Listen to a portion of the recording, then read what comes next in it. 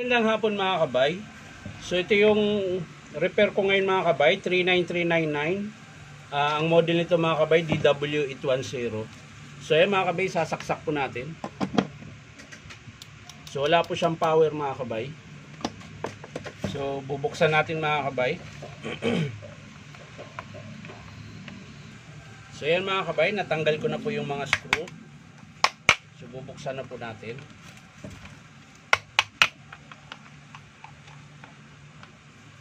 Ayan. Tapos yung carbon.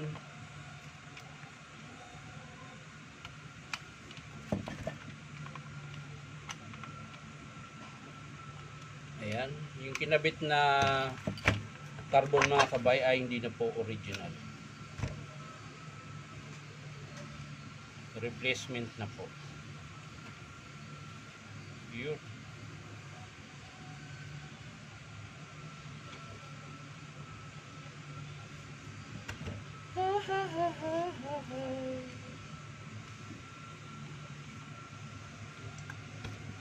So yun po yun mga kabay. Ayan. Mapapansin nyo po. Sira po yung armature nya. Ayan. Bungi po yung pinakatanso nya. Tsaka manipis na po. Nakayod na. Ayan. So maring ito yung dahilan. Dito sa kinabit nilang carbon. Napakatigas. Ayan. So check din natin yung field coil mga kabay. Kung buo. Ayan. Dami na pong dugtong-dugtong.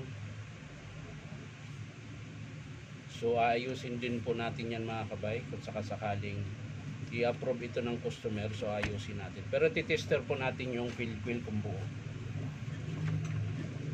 Kasi po ang nakita ko pong sira ay yung armature. So titester natin yung field coil nya kung buo ba. Wala ba siyang putol. So hindi kita. Ayan. Ayan. So yan, gumagana yung tester ko mga kabay. Tester natin yung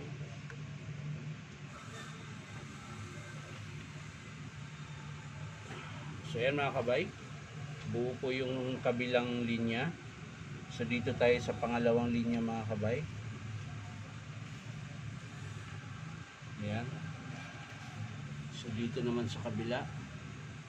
So yan mga kabay, buo din po. So wala pong problema sa kanyang field coil. Ayan. So yung sumayad mga kabay, ito, makintab. Ibig sabihin sumasayad po yan sa field coil nya. So ang dahilan po niyan mga kabay ay itong sleeve tsaka bearing. Ayan.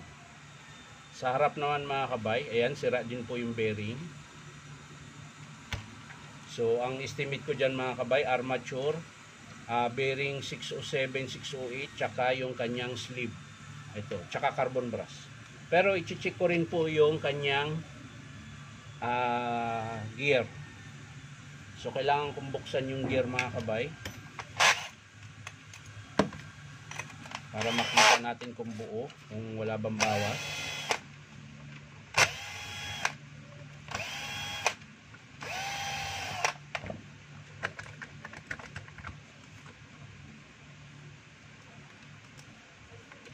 So ayan. Ayan, sira din po yung gear mga kabay. Manipis na po. Ayan. Manipis na yung gear. Tsaka yung bearing din niya alog. Ayan. So, ayan mga kabay. Ang estimate ko po dito, armature, bearing 607, 608, tsaka sleeve, carbon brass, at yung kanyang gear pinion. Ayan, magpapalit po tayo. Tapos yung bearing din niya mga kabay, ayan, alog din po ito. Ayan. So alog din po yan, so magpapalit din po tayo niyan. So yan lang mga kabay, hindi ko na po ipapakita kung paano buuin. Papakita ko na lang sa inyo mga kabay kapag in-approve ng customer. So maraming salamat mga kabay, bye bye.